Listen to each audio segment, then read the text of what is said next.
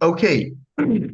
Hello. Oh, good morning, everyone. Oh, thank you, thank you, thank you. Yes. Good Yeah. morning. Oh, thank you, thank you, thank you. You know, you know, before we begin, let me just introduce myself a little bit. I'm Alex. I'm from Caring for Life, and I think it's really a privilege for us to be able to do this particular community mental health webinar, which we will start formally later, right?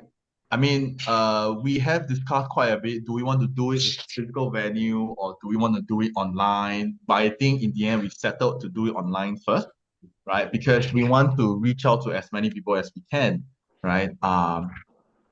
And in the past, when we do it in a physical venue, it seems that it could, uh, because of accessibility, some of them, because of the people may not be able to come. So we're gonna try online today. And if this is something that you think that speaks to you, or you want to have give some other further feedbacks, please do not hesitate to do so later, right? Hi everyone. Oh, okay, a few new people, new friends coming in. That's good. That's good. Okay, now without further ado, let's begin. Let me just. Okay. Are you able to see my screen, the presentation slide? Yes, we are. Yes. Okay. Thank you. Okay, good morning, everyone. Welcome to our very first community mental health webinar series. At any point in time, if you hear birds chirping, trust me, you're hearing it right because I'm currently doing this from home and I have parrots flying around my house. So at any point in time, you see a bird perching on my shoulder, please don't be surprised. Uh, yeah, but I think that's the beauty working from home, that you're never alone as well. Okay, so I'm Alex. I'm also the executive director of Caring for Life. I'm going to be one of the moderators for today. And with me as co-moderator, I also have Lanurse. Say hi. Hi, my name is Lanurse. So I'll be Alex, co-moderator. I'm actually a psychologist from Brief and Be Psychology. Yeah. And later on, I'll leave our guest speaker to introduce herself, right? But I can say that I've known her for a few years now, and she has been such an active mental health advocate and been doing really good work in this area. There's much that I can learn from her, and I hope that you'll benefit from her sharing later as well. But this session to me is extra special because not only is it the first session of the series, but also it's the start, right, as this of the new year. And you know, there's really no better topic other than really about how do we start this year, right? So and as a traditional rule in all my workshop, speech, engagement, and stuff, you will realize that I love to engage with the participants. So I'm gonna start off right now, right, by asking all of you. You can either unmute yourself or you can type in the chat button. Share with us what is your New Year resolution. Okay, so I'll share with you mine first so that you can hear from me as well. My New Year resolution. Please don't laugh at me at this. But I want to try and lose weight. No, it's a very real thing for me. Because last year, every time when I flash my photos, I don't know why, but all my participants seem to be able to be so open to point out to me that I look very different from the photo. Then I'll say, yeah, lah, this is what happens when you receive abundant blessings from all the good food. So yes, my New Year resolution, part of it this year is really to try and lose weight. So why not all of you can share with me yours as well, right? You can either unmute yourself or type in the chat button. I'll give you a minute or two, right? Please share with me, right? What is your New Year resolution for this year? Okay, so while everyone is typing, maybe I can share mine as well. Yes, please. Yeah, so I'm mother to two kids. So my New Year resolution is that I hope this year I will actually be a little bit more consistent in providing support to my kids in terms of their education. Hmm. Nice. For me, I also want to lose weight, but I want to do it like in a healthy way. So choosing better food and exercising. And I also see someone saying eating healthy and a healthier lifestyle in the chat. Yeah. Yeah, so a lot of health related Yeah. By the way, that's Sharmain, our guest speaker. goals. Oh yes, hi everyone. My name is Sharmain. I'm Sharmain. I'll be speaking to you shortly. Yeah.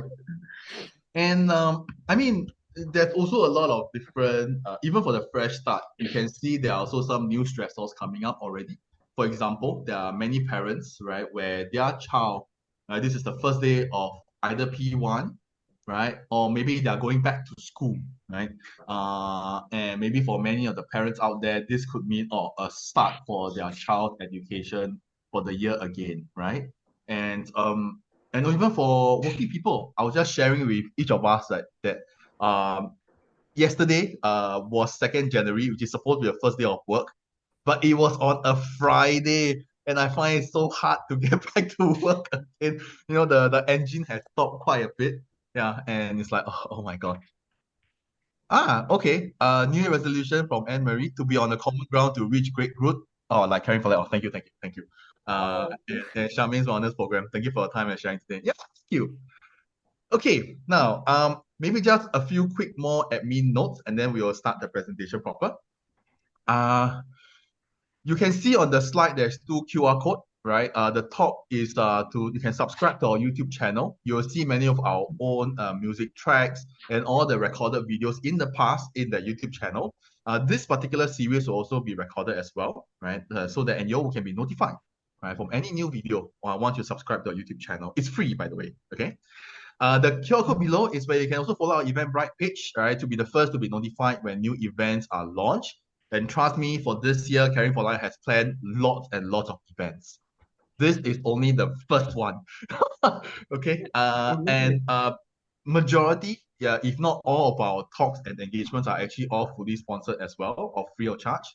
So just come. Just come. The reason why we want to do things like this is because at the end of the day, mental health and mental wellness is really a spectrum, right? And we want to try and touch as many things as we can so that we all can learn, especially from subject matter experts, right? Tap on their brain and continue to build on ourselves as well, and keep this journey, learning journey, continue. Yeah. So some other quick admin notes. This session will be recorded and uploaded to YouTube. During the presentation, all participants' microphones will be muted and questions will not be taken at that time. A Q&A session will follow the presentation, right? You may submit your question anytime via the chat function, and the moderators will read them out on your behalf. Alternatively, you may also unmute your microphone during the Q&A to ask your questions live. If you have any feedbacks or suggestions for future topics or are even interested in being a speaker, you can write into me at alexyo@caringforlifesg.org. Just also to sell a bit more koyo, for February, we try to plan ahead, right? And for February, this is a topic that I greatly needed, right? It's going to be about sleep. And I think we all can agree that sleep is extremely important, right? But what is this whole concept of sleep optimization and for mental and physical performance? So we're going to have a guest speaker and expert to share more about this, and also chances for you to ask questions live as well. So don't miss this unique opportunity. And as I've mentioned earlier, most of our engagement and talks are all free. So don't waste this opportunity. You can scan the QR code now to register for your slot, right? Or if let's say you feel that you are not available, you can continue to follow our YouTube channel to look for the recording, right, when it's up. Then don't hesitate to also follow our Eventbrite page so that you can be notified on future new events as well. Okay, I've talked a lot, right? But I'm not the main speaker today. I'm going to pass on the time to Sharmain, all right? And Sharmain, take it away. Thank you for waiting. So sorry about that. I'm not sure why, but I was bumped off the meeting. I think there was a bit of a technical glitch there. But yes, hi everyone. Thank you again, Alex, for the introduction. I'm very excited to be here with you for the next 15 to 20 minutes. I'm going to start off with kind of introducing myself really quickly. So my name is Sharmain. I'm the founder of Total Wellness Initiative Singapore. In my previous life, I was a OD professional. So I did a lot of work around like organizational development, design, training, employee engagement, and wellness type, yeah, for like different regional and global corporates lah. Yeah, and now a lot of what we do at Total Wellness Initiative really strives to encourage people to take better care of themselves and give toolkits that are implemented or able to be implemented on a day-to-day basis. So simple stuff that y'all can use. And so you'll see some of the content that I'm sharing, we focus a lot about on prevention as well. So, understanding yourself a little bit better, understanding a little bit more about your own personal wellness to know how to care for yourself in a way that is effective for you. Yeah. And then also using the same theories, you can then support people around. Yeah, so you'll see these themes coming up quite a lot in my sharing. So, what is stress? I think we all know what stress is, right? It's like a state of worry, mental tension, it's a response that helps us address different challenges that we face in life. And it results in different physiological, emotional, and cognitive reactions, right? So I think we all know what stress is. It's that feeling you get when you have an extra email coming into your inbox telling you to do something and that something is due like in a week's time or tomorrow. Um, yeah, or it can be a call if you're a parent from the school, right? You don't really know what it is, but it increases your like stress level for a little bit before you find out what it is.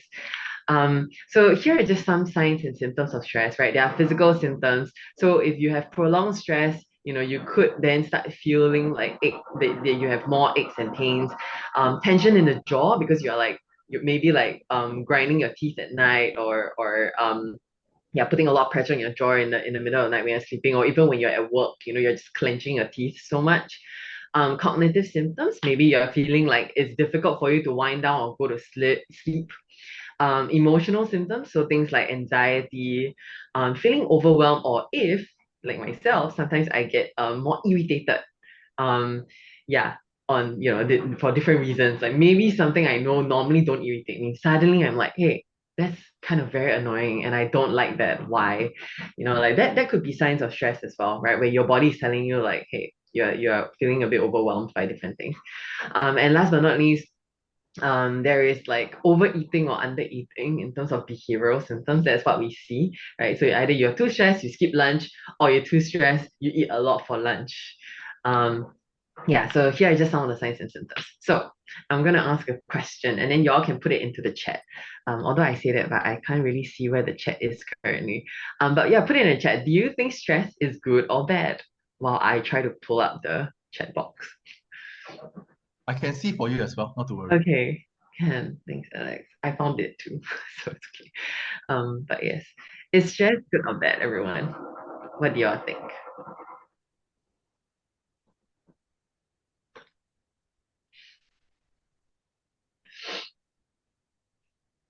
Most of the time when we're doing this in like a classroom or like in a hall, I'll get people to raise their hands. Oh, there are good stress and bad stress. That's a good point. Lemon. Extreme or excess stress is harmful. Moderate stress is okay. It's good and bad.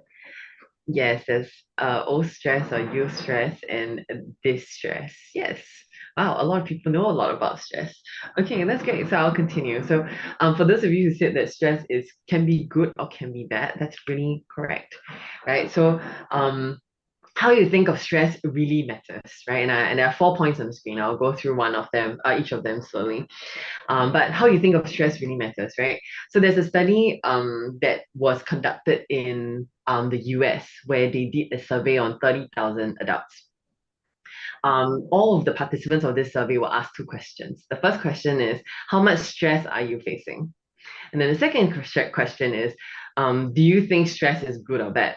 So the interesting thing is that turns out when you think of stress as bad, your body reacts very differently from when you think of stress as good, right? So this survey shows that they track this survey these people as well. So this 30,000 people that they asked these two questions to, they tracked them for I think about 8 years. And at the end of 8 years, they figured out like who was still okay and alive and living healthily, and who did not, had health problems. And turns out when you think of stress as positive, you have a 43%. So it's 43% for the people who think it's bad, and then 0% for the people who think that stress is good, right? So that means that 43% increase in physical health symptoms of stress versus people who think stress is good. And the reason for that is the way our body react to stress. So when we think of stress as bad, our blood vessels constrict, right? So it becomes smaller every time we experience stress. While if we think of stress as good and helpful for us, our blood vessels actually stay dilated. So it still stays big, right? And that means that no increased high blood pressure when we are experiencing stress and all of that. And that reduces a lot of load on our physical body, right? So um, by thinking of stress as good, we are allowing our cardiovascular system to operate optimally while we fix the stress. Secondly, what was also really interesting that came out of this study is that they put a lot of people through like this thing called the stress test. And one of them, they ask them a lot of like difficult questions as they're doing like a test. And then the other one, they show encouragement, right? And so one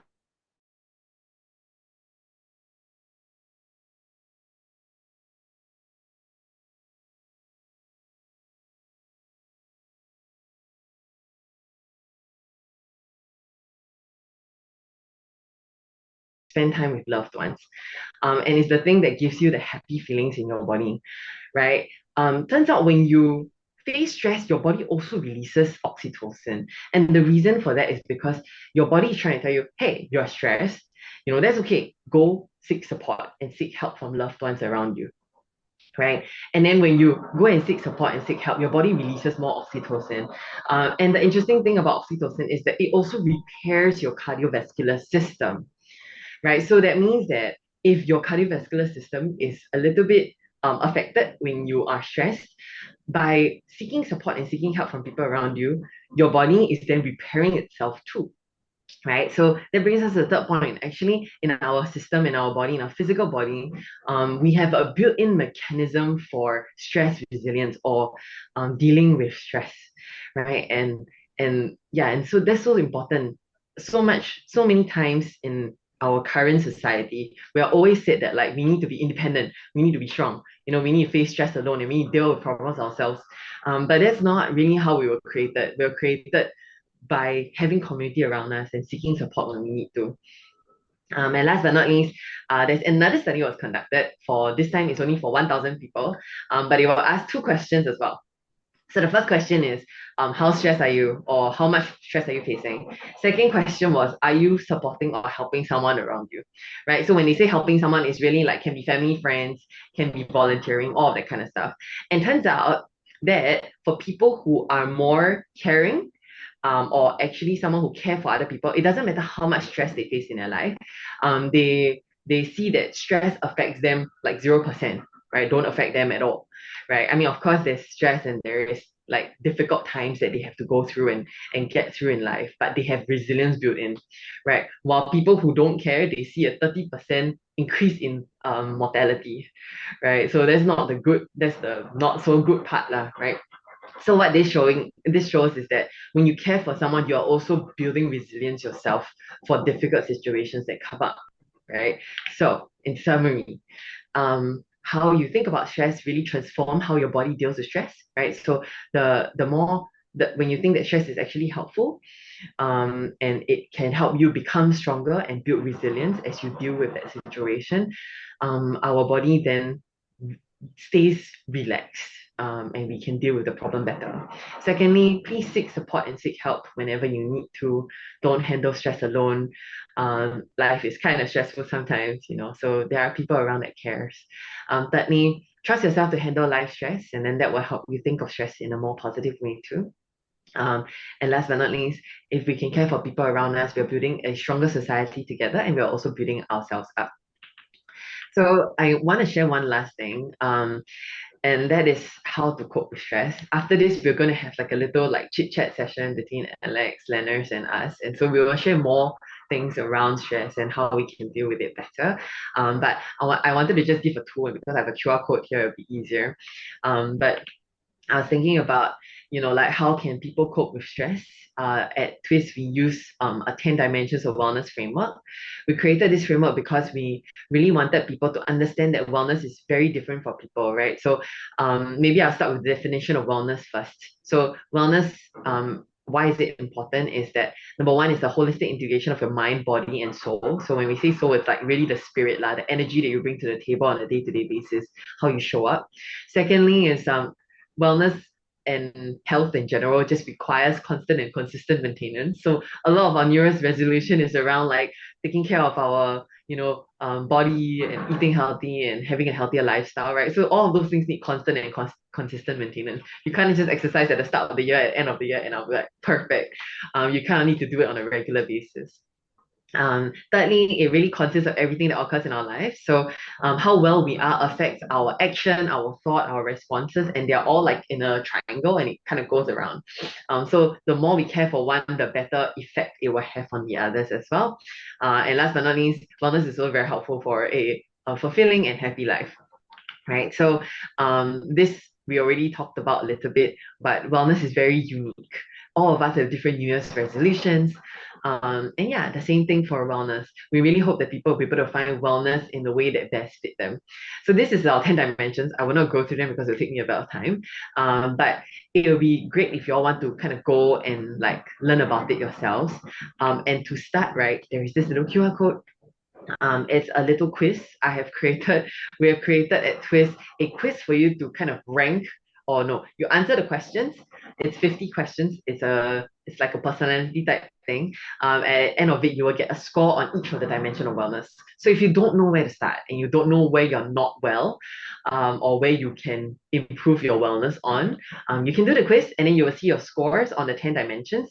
And then you can kind of like work on those few dimensions first, because you know that they will create that most impact. So I'll walk you a little bit through the account creation bit, because there's an account that you need to create, and I'll tell you why.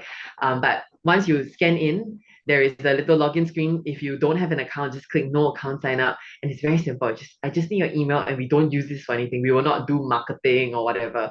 It's just for you to create an account so that once you do this for multiple months, the app will help you track your wellness up and down as well. So as you do more things for your wellness, then you can every month, we encourage once a month, you every first of the month or last day of the month, just go in, do the 50 questions again. It's the same question, so you'll get through it very fast after the first few times. Then you will get a score. Don't need to lie to the quiz as well. You just give them your true feelings, because we won't see it. Yeah, and we haven't looked at it. I don't even know how many people have been using this thing. But yeah, it's just a good way for you to track your own wellness. Okay, so I'm going to stop here for any questions if y'all have any. But last thing is, we're going to be sharing a lot of tips today. So we hope that after this, take charge of your wellness, initiate some actions, do something for yourself, and also share what you know. It can be what I just shared with you, or later what Lanurse and Alex will share with you. And we hope that this session in general will be very helpful for you moving forward when it comes to dealing with stress. Thank you. Okay, thanks, Sharmain. Yes, you mentioned that we're going to be sharing tips and conversation, but honestly, this is such a big topic. We'll try our best to not only share, but I think it'll also be interesting from hearing from each of us and everyone else as well, right? In terms of their own tips, their own suggestions and stuff. But let us start with this topic of the signs and symptoms of stress. I thought it's quite interesting that Sharmain shared in a broad category of I think physical, cognitive, emotional, and behavioral, right? But I'm just wondering, and this is a question to I know Sharmain, you mentioned about you'll be a bit more irritable. I think that's what you said. But I'm also quite curious, right? Learn us about yourself also, and I would like to hear from everyone else. What are some of the signs and symptoms that you will display when you are stressed? Okay, I shall go first. Okay. So when I'm stressed, I think the most generic one will be headache, migraine. Yeah. Yeah. And I will have craving for sweet stuff. So that will be bubble tea, which is not good. Yeah, so when I recognize that my intake for bubble tea increases, I was like, okay, something in my life at this point of time is stressing me out. Yeah, mine is like candy. Work table, box of candy. Oh no, are we stressing you up right now? No, it's for other things. Yeah. Okay. Maybe I can hear from the rest as well, right? What are some of the signs and symptoms that you will display when you are stressed, right? Feel free to unmute yourself now, right? And yeah, talk to us, chat with us as well, right? Um, Sugar craving The as well. cravings too. So, Yes. Lennox, I'm quite curious. In your opinion, why is it that when people are stressed, we seem to have craving for sugar? It's sweet. It's Okay. nice. It makes you happy. How about people with no sweet tooth? What would they be craving for? Icy chocolate. Yes, chocolate. Yeah. Yeah. And there's scientific Yes, there is. evidence that says that chocolates can brighten someone's day. Yeah. Right, right, right. Yes. Oh, I Yeah. see coffee intake. Ooh, I'm very Oh, guilty of that yes. too. I Yeah. think for coffee lover, sometimes just the smell of the coffee, the scent of it, Mm-hmm. um, it's just relaxing. Yeah. Mm-hmm. Yeah. Then how about the idea of alcohol, right? When they say that they are feeling really stressed, they need alcohol to relax or calm down, does it work? And what's your thought on this? It does calms you down. It helps you to relax. Yeah. Yeah, yeah, Um, yeah.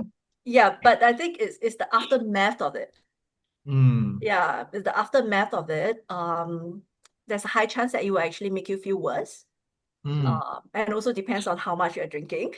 mm-hmm, mm-hmm, And that will decide how bad you feel after mm-hmm, drinking.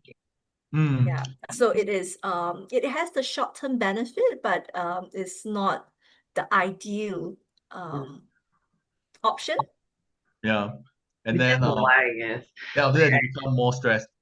Yeah. Yeah, and then you can just go into this very vicious cycle of, I feel stressed, I drink to numb myself out, and then after that, I feel better. And then You when I drink. wake up, I feel worse again, and then I need another drink. Yeah. Mm, mm, So as long as it doesn't become the main coping mechanism. Mm. Yes. mm. Then how about the okay, so this is of course this is something a little bit more immediate, right? Mm. But for some of us, when we look into this idea of fresh start, this it can be quite a daunting concept because maybe our year 2025 was not pleasant. I just read a post, a linking post from a friend earlier about how in 2025 he has lost his mother. He I can't remember whether his pet dog is not doing well or he has lost his pet dog. It also has affected his career. I mean, all these are interlinked, lah, right? Mm. They have affected his career, right? And for him, this whole idea that 2026 is a fresh start, and how some of us might, as we wish each other Happy New Year, right? And it's gonna be an awesome year. It's a bit more difficult, I felt. So, so what's your thought on this, right? When it comes to people like them where their 2025 is simply just not pleasant. Yeah. Any thoughts on that?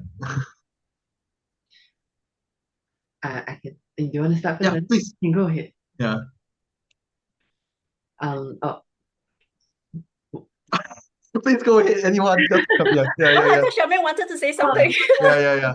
Don't be shy. yeah, no, I was gonna say that like those are really tough situations that happen, right? Like and unfortunately, it happens to different people at different phases of life, and some of these things are unavoidable, right? When it comes to illnesses and growing older and things like that. And I would say that, rather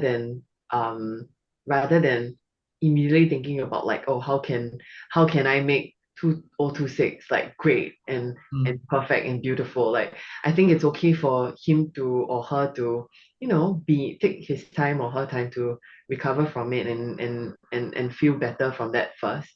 mm, I think everybody marks like the start of the year as like it needs to be a fresh start, like mm, it needs to be better for us, like, but it really doesn't have to be. It's a date in a year. mm, I think the fresh start can be whenever we feel ready for it, and that could be on the 1st of March or the 1st of July, right? It mm, like take I hope that people take their time to, recover from 2025 if they need to.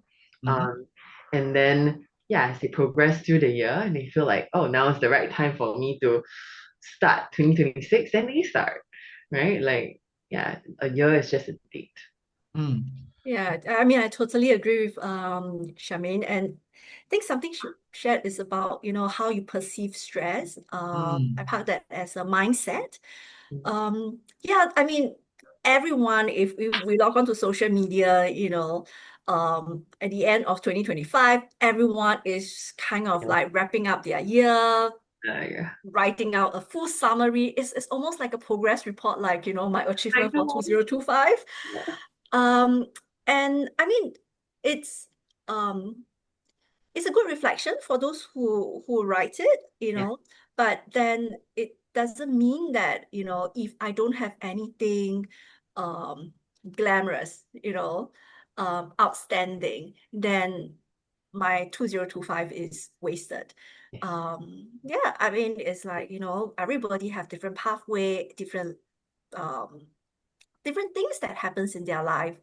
Mm. And yeah, so it's like, every day, it doesn't mm, matter the date, every day, any day, it can be a mm, summary Yeah. mm, and wrap up of things. And any day can also be a reset of things.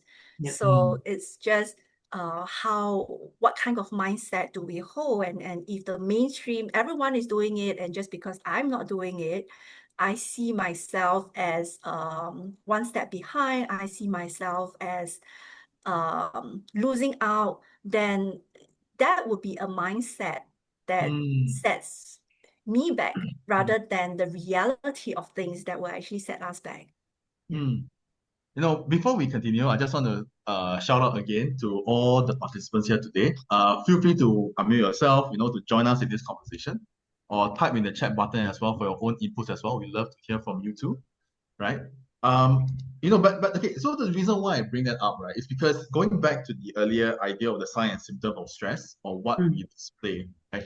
There are some of them that's a lot more visible. For example, eating of chocolate or having that candy box right in front of you, like Charmaine, and ready to eat that sugar anytime. Or irritability, right? Something that's more visible. But sometimes we also may miss, for example, the feeling of emptiness, like, actually it's not gonna be, why would it be good? Comments like this. A bit of a not, I mean, the word may not be just negativity, but even that level of pessimism or skepticism, right? That how can my year be better? Right. I think all these are also worth taking note of as well in Yeah. our own journey lah. That Mm. hey, I think this is something that needs to be addressed. So going back to the next, now moving on to the next point about how you think of stress matters. Mm. I thought it's quite interesting because as you were sharing this, right, there was actually somebody who mentioned this. Let me just pull it up. Uh, ah, from Shamini, who mentioned that stress makes her work harder. So, maybe this is a question to Nanas. I'm just wondering, if let's say I come and see you right now, in terms of let's put a scenario to this, okay?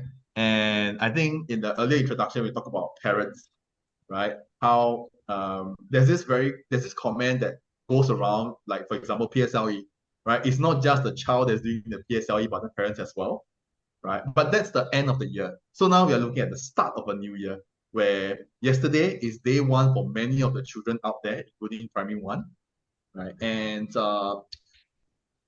I think it is understandable for parents to start feeling stress for their child or children, right? For the start of the school in anticipation for the exams to come, right? And so, what would you say, right, to parents like this, in terms of this whole stress itself, and the pointer of Charmaine's, or maybe also to Charmaine as well, in terms of how you think of stress matters. So what would be that response to parents in this kind of context? Uh, I think it's the perfect question for me because my son is primary five, and after being through my first PSLE 2 years ago, so it's kind of like, okay, there is the learning point. I cannot wait till primary six, then prepare. So I need to start preparing my son when he's P5. So yeah, so actually the start of this year, so I think actually it was yesterday, I started doing pep talk to my son as like, you are P5 already, you don't have much time to prepare for your PSLE. You have to start now, by the time you reach P6, you only have half a year. So technically P5 is the only time. So I was doing all this talking and I just realized that, oh my God, um, it's my anxiety, of because I mean, honestly speaking, I think PSLE in Singapore can be quite traumatizing, and especially MOE keeps changing the syllabus. So, and it's a lot for the parents to catch up and trying to understand what is the syllabus is totally different from our time. So yeah, and then past experience doesn't help as well. So but then I think for me the learning point has always been, I need to recognize. So if we talk about stress, I need to recognize that, what I'm saying, am I saying it is more like, in a calm state, that is being, like objectively good advice for my son, or what I'm throwing at him is actually my anxiety and me wanting him to do something about it to help ease my anxiety. Like, I just want to see you study. As long as I see you study, my stress level goes down, but whether your study is being productive or not, doesn't matter, right? So then I am just reacting to my own stress. Yeah. So I think when it comes to parenting and especially kids with national exam, or even um kids starting primary one, I do hear friends like, they try to prepare everything. They didn't want their kids to miss out. But then again, think about it. Does the child even care? The child probably doesn't care. The child, they just want to go to school, have fun, and they are not mentally, they are not that developed to think of, the long-term consequence. They will just, if a problem happens, I will deal with it. If I realize that there's a problem, I will have the scared, and then if the teacher scolds me, if the teacher let me go, it's over, off to the field, I'm playing again. Yeah. So it's more of the parents, because being an adult, we are capable of long-term planning, long-term thinking about consequence. And that actually adds on to our stress and makes us start reacting. Mm. Mm. Yeah. So I think it's kind of important as parents to be able to differentiate whatever I am reacting to now. Am I reacting because this is a real serious problem for my kid? Mhm. Or I am reacting to my own narrative of, the consequence that my mind is telling me. No, I really love that whole idea of that whole exercise of differentiating, right? Where this source of stress really comes about. And I think that's a really wonderful point. Sharmain, anything to add on?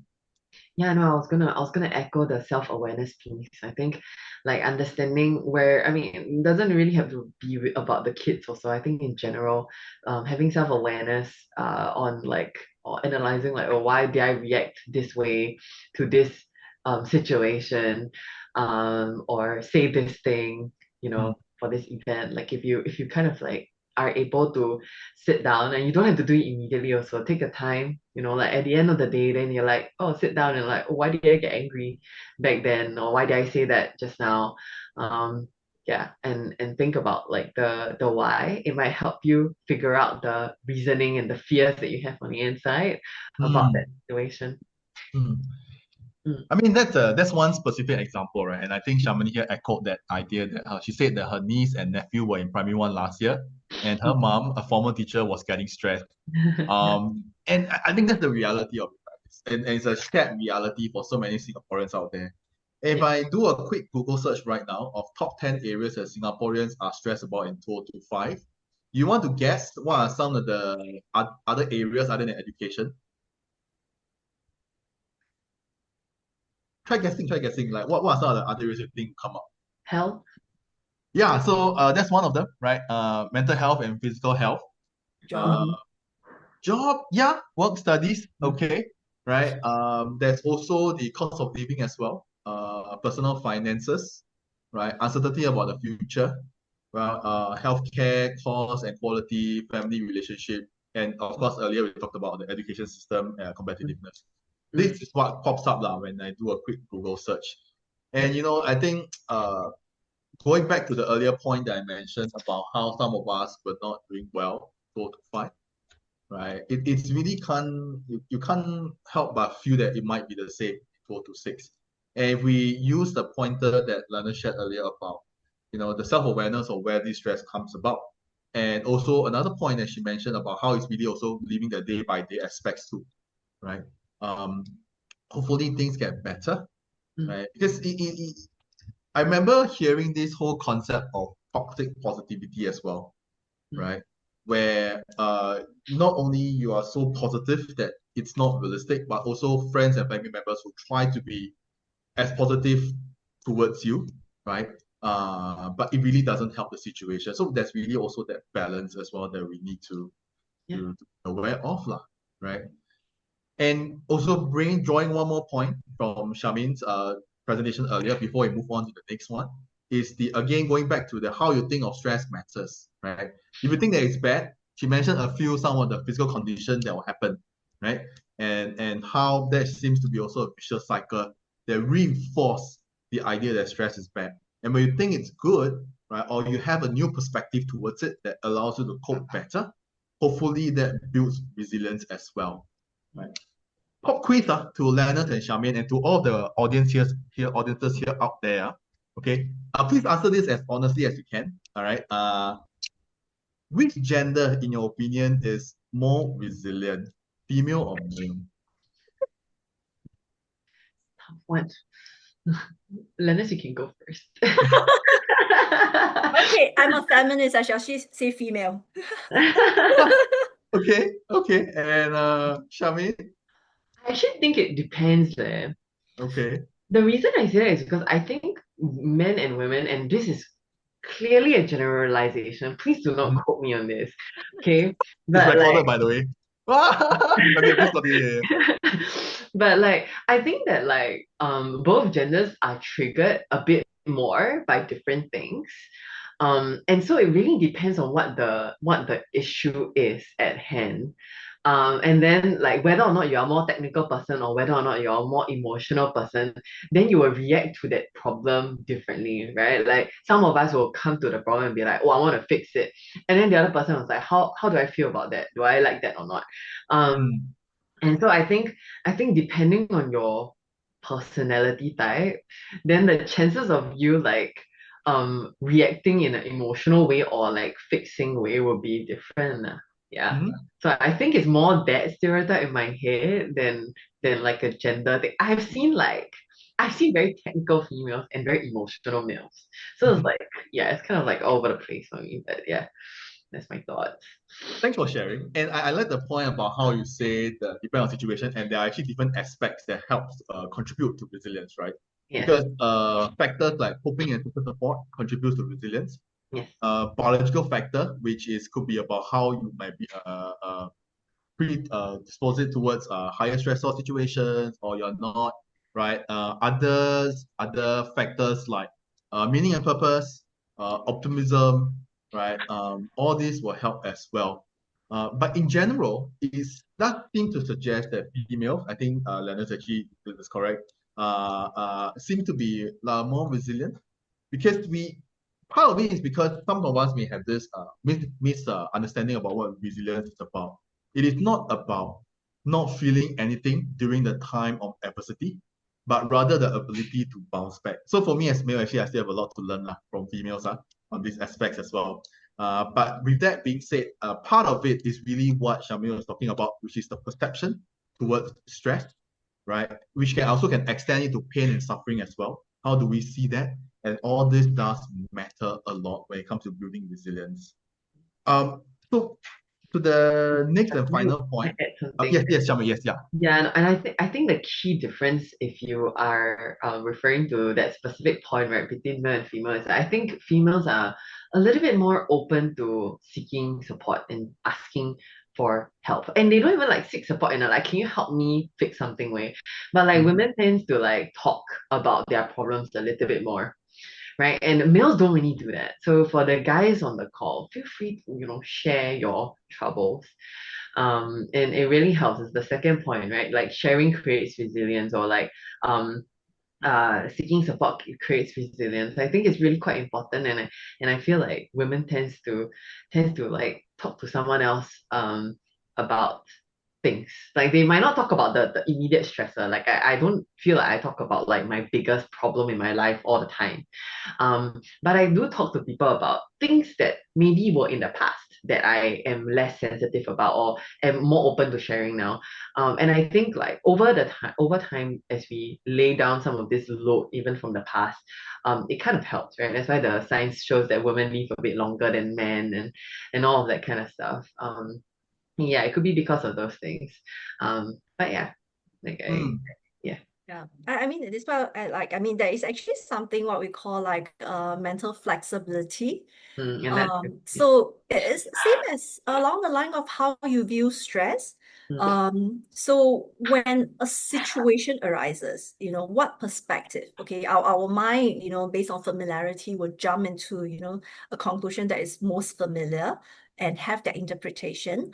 But if let's say, we do train ourselves to have mental flexibility, that we are actually able to pause, relook, and take on another perspective, another angle, another viewpoint, mm, it can actually change how we react. It mm, may not make a problem become no longer a problem, but it may change the intensity of the problem, and also whether the feeling of being stuck and helpless. mm, Yeah, mm, I think most of the time, when I see clients, they say, I have no choice, I have no choice. And I always tell them that, every situation, there is a solution, there's always a choice. mm, Is the why we feel that we don't have a choice is because from where we are looking at, we cross out the options.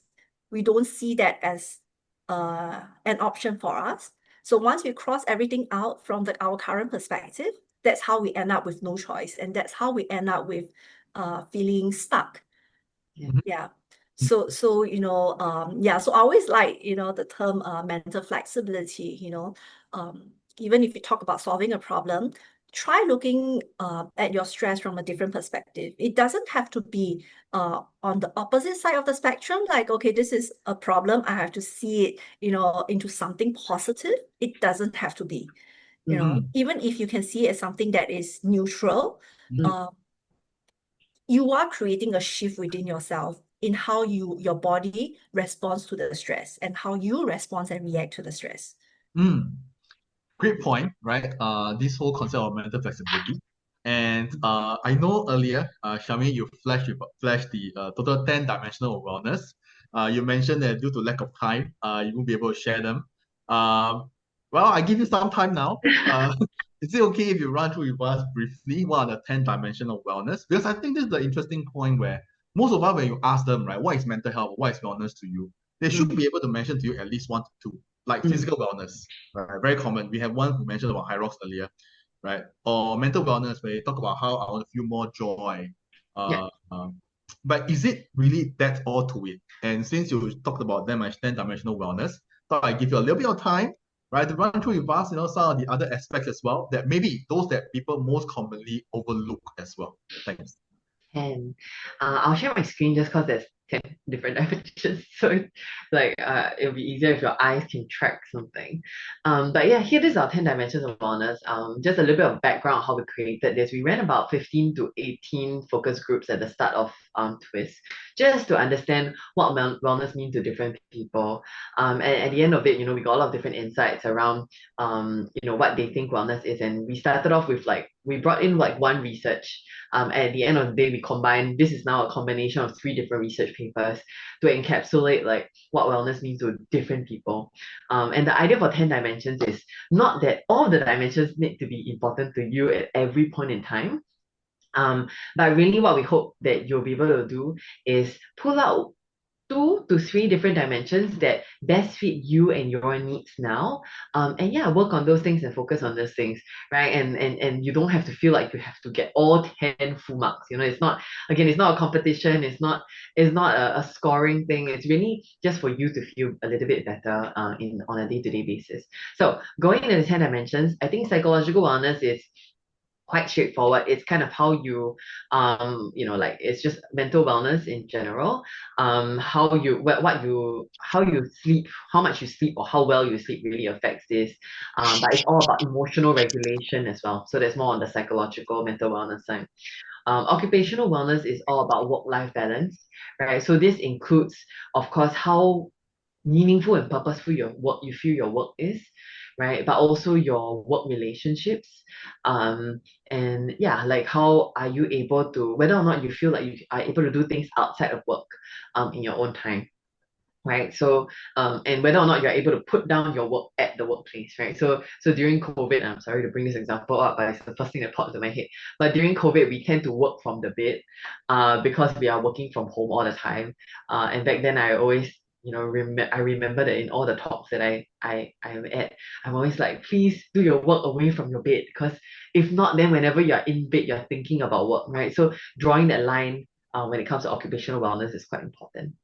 Digital wellness is all about technology. So for those of you who have older people at home, uh, sometimes I help my grandma with SingPass and her, CPF stuff. So yeah, that's a very big one on the seniors level, right? Like how do they remain connected, stay, be able to do their banking services and all of that. And then for the younger generation is how do you make sure that you have a good relationship with technology and you're not over relying on it, or like things like doom scrolling, right? For those of you who have kids at school, unfortunately, cyberbullying is a very big one right now. And then there's of course a lot of social media comparisons. Yeah, bullying that is exposure to more sensitive things like religious topics or violence or sexual harassment online. Yeah, those are really big ones in the digital space now for the young people. Then for social wellness, it's all about maintaining good relationships with people around you. So these can be family, friends, or for those of you who volunteer, actually volunteering is a very good way of expanding your social circle and increasing social wellness. Intellectual wellness is about learning new things. So it can be anything you want to learn. For myself, my intellectual wellness recently is making tiramisu. And also like I really enjoy baking bread and all that kind of stuff. So like for me, intellectual wellness is like learning about fun things, not always just about work things. Yeah, so think about things that you have been putting off learning. Yeah, that could be your intellectual wellness. Financial wellness is all about expenses, savings, investments, insurance, also really quite important. And yeah, insurance is a touchy one, but I think it's important just for, making sure that you're okay when you need the money, but you don't need a lot of insurance. And then other things like making sure that if you have kids also that they know how to spend wisely. Yeah. Spiritual wellness is about meaning, purpose, beliefs, values, morals.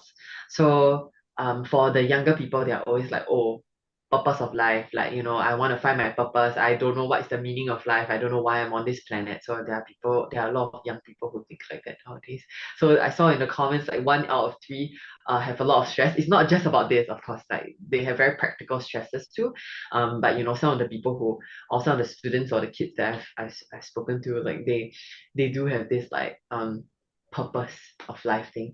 And then also, of course, then for our senior side, right? So there are a huge population now retiring, right? And for the first time in a long time, they no longer have their work grounding them and giving them value in who they are and what they do.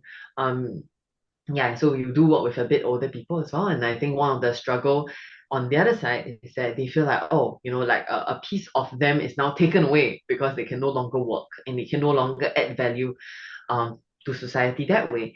And because of that, because they also have not had a lot of time in the past to really think about what they are interested in. And suddenly this whole meaning of life purpose thing becomes a very big part of their reflections now, and that could be a very scary place to be, right, when you have not thought about it before. um, Environmental is there are two different types of environmental. One, of course, is the sustainability, reduce, reuse, recycle, like climate change, all of that kind of stuff, the big picture. But on our day-to-day space, it's also really important for us to maintain environmental wellness, right? So that includes things like making sure that our environment is clean, tidy, safe.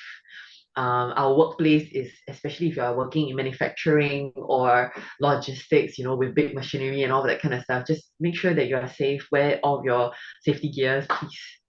But yeah, like on a day-to-day basis, for me, one of my New Year's resolutions is to pack my closet, which is right behind me right now. It's too messy. I don't wear 90% of the clothes inside because I cannot see my clothes.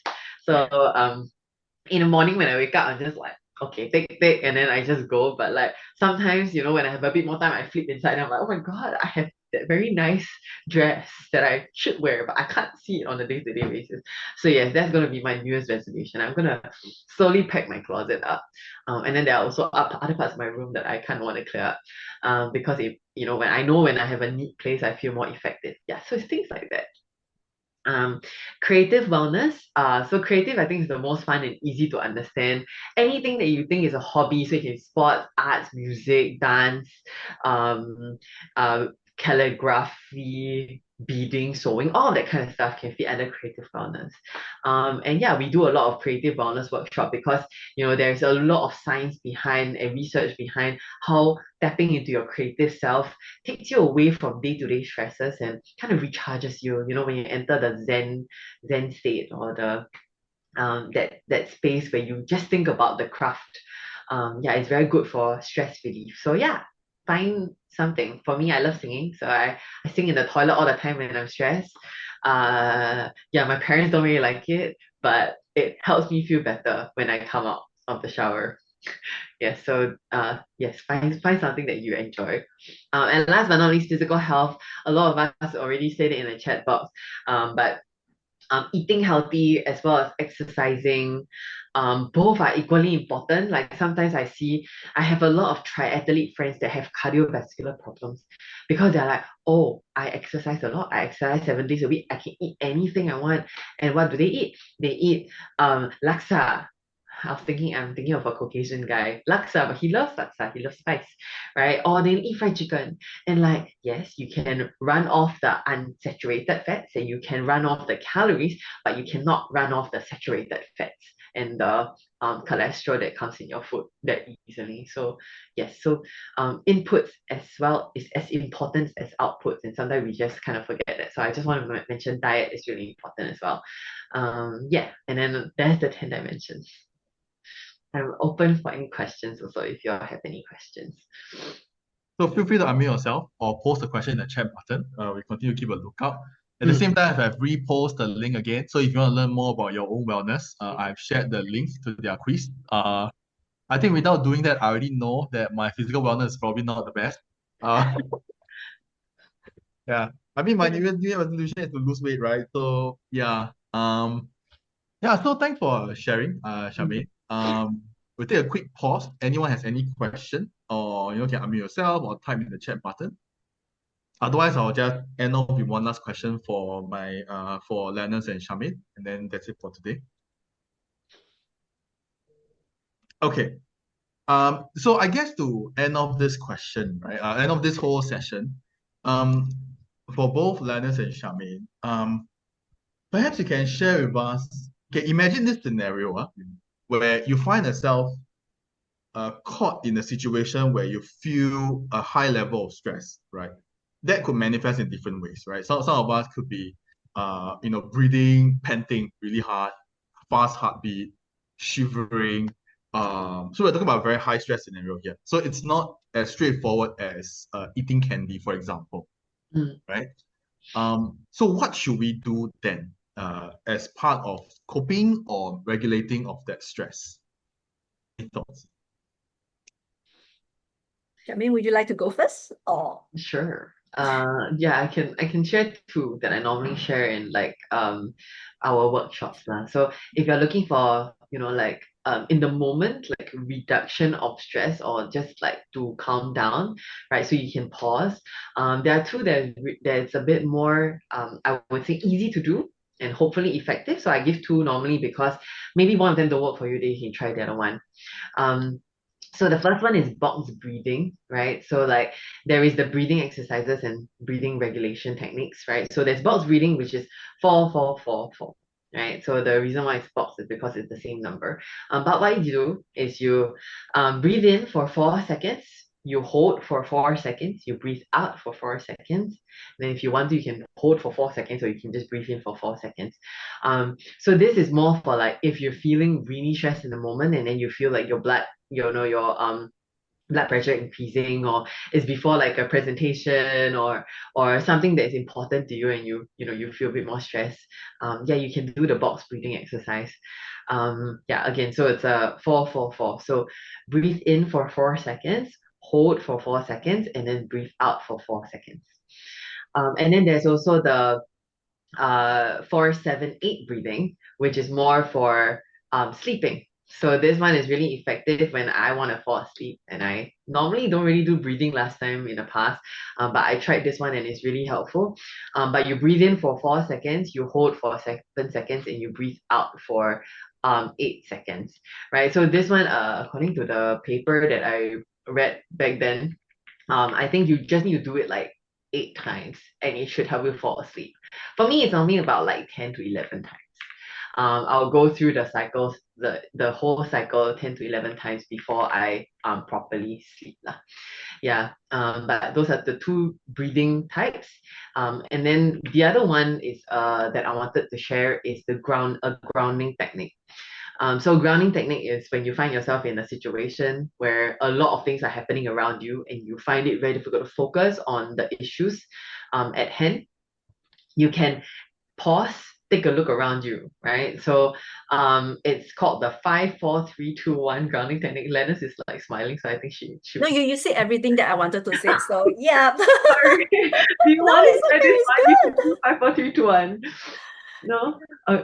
You want to go ahead? No, Lennox? you can go. Um, You can yeah. continue. Yeah. So for the 5 4 3 2 1 is 5 things you see around you, 4 things you feel, sorry, 3 things you hear around you, 2 things you smell, and then 1 thing you can taste. Don't anyhow taste things, but if you have something like a bottle of water, you can just drink your water or something like that. But the idea is that this 5 4 3 2 1, and if you forget which one you're supposed to see, which one you're supposed to hear, doesn't really matter. But I think just do a 5 4 3 2 1, and the idea is that you bring yourself back to the present and you ground yourself in the moment, before you then kind of react to the things that are happening around you. Yeah. At least then you can relax a little bit. Yeah, so I just add on a little bit to the grounding. Yes. Yeah, it's really like just what Sharmain said. It doesn't really matter which one you go first, or did you miss out any senses. The whole thing is the senses that you pick. If let's say you just remember, like you are very stressed now and you can only just visually, you just want to look out to some greeneries, okay? Then when you look out, just make sure that you focus on the micro features of the things that you are seeing. And if let's say, it's just you have this cup of warm coffee in front of you, you can just use the smell of your sense of touch and smell. Just focus on holding your mug, the scent of the coffee, and just go for the micro sensation of it, the micro features of the scent and the temperature of the mug on your hand. Yeah, and that itself, you can add on the breathing. Just need to remember to breathe. Yeah, add on the breathing, and that itself, it should helps you. I mean, it may not take away your stress, but I think the whole idea of the breathing and the grounding technique is to help you to regain that sense of control of yourself, so that when you feel that you're back in control, you are back in the game. Yeah. for Can I, sharing. Yeah, yeah, yes, can I add one more thing about stress? of course. Okay, so most of the time, right, when people talk about managing stress, coping with stress, people will always think that, okay, I must do something, this thing that I do to manage my stress needs to have an activity name, like it must be exercise, it must be swimming, it must be painting, it must be listening to music. It has to be like it has a name and label to it.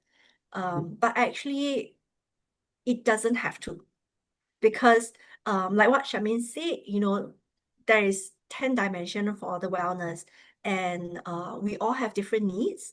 So when we are confronted with different types of risks, different types of stress, our body will need different mechanism to cope, because our needs is going to be different, right? So I would say that, whenever you do feel stress, just take that pause, breathe, and then check in with yourself. What do you need right now? If you need to just walk away from your workstation, I think that itself, that walking away, it doesn't have a very fancy stress coping activity title, but that walking away will create a shift in your stress level. Yeah. If let's say, your body tells you that, I can't do this anymore, I want to sleep, I want to rest. If you give that to yourself, then you are creating a shift. You are attending to your body and managing your stress. So I would actually say that, um, I like during Sharmain's presentation, there's one line that she put, trust yourself to handle stress. I think, I would actually interpret that as, trust your body to give you the right signal on what you need to handle your stress, to make your stress go away. Yeah, that's what I want to add. Wow, that's really beautiful. Thanks for sharing. Charmaine, just wondering, for those of them who have any further questions, or they want to know more about quiz, how can they reach you? Okay. I was just about to share something in the chat. Give me a second. So this one, right, I wanted to share it because it has the two grounding techniques on it. Mhm. And normally I will share this as a card. So we print it out, but clearly we are online right now. So it will be an electronic card. Y'all can print it out and put it somewhere. But I will send it, and then you can open the file and you can see it. You will see that there are two pages to it. La. The second page is the grounding technique, and then the first page just happens to be a QR code to our website. So I was trying to delete it, but I couldn't do it fast enough. But anyway, you can scan it and then you can reach me there. If not, you can also drop us. It will have our contact details on our website, so it's very easy to reach us, and we normally reply like within the day. Yeah, so feel free to reach us on the website. And the link is the QR code is there for you to scan as well. Yeah, Okay, and then the thank you so grounding much. technique, the second page is on the second page. It's right there. Yeah. Thank you so much, Charmaine, for today, and thank you, Lanurse, as well as our co-moderator. Just a quick shout out one more time that in February we have a very important topic coming up, which is about sleep. Uh, this is something that I really need as well, right? And I hope that all of you can join us in this learning journey as well on this sleep optimization for mental and physical performance. It is not something that we can have every day, where we have a professional, right, that is willing to speak about this and for you to ask questions live as well, right? So don't miss this opportunity to attend this with us. It's going to be on the February 7th, 2 to 3:30 p.m. It's going to be on Zoom as well. All right, feel free to do a shout out to your friends as well to join us in this. Do remember to ask them to register on Eventbrite. Now, of course, this event is free, right? So just come, and who knows how you may benefit from this as well. If you have any further feedback that you would like to share with us, feel free to scan this QR code, or you can write in to me via my email of alexyo@caringforlifesg.org, right? Or just reach us through Caring for Life website, right? Whether if you have any further feedbacks, any new topics that you want to see, or even you want to be a speaker, feel free to write in to us as well. right? I'll be more than happy to discuss this with you.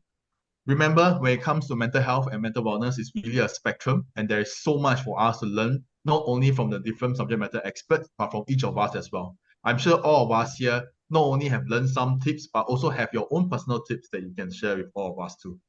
So with that, thank you so much for today, and thank you for your time. This following Zoom is recorded and will be uploaded on YouTube within the next 1 to 2 weeks time. Keep a lookout and feel free to share the YouTube video out as well. So thank you so much for today. I wish you a happy new year this year, and I look forward to journeying this whole mental health, mental wellness series together with you. Thank you so much. Bye-bye.